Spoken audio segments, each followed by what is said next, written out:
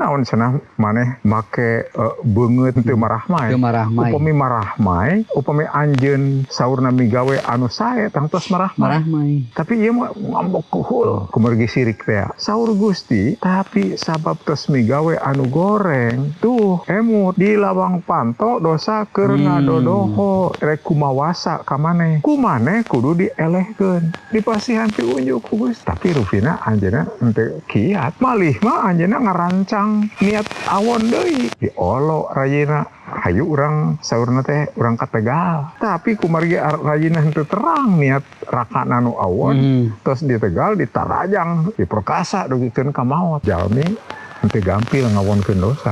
Malih mah seueur anu henteu tiasa nahan dosa. Urang kedah gumantung ka Gusti. Ieu mangrupi dosa turunan. Urang tos digebuskan dosa janten urang teu tiasa ngawonkeun dosa. Malih mah dosa nerekeb urang terang.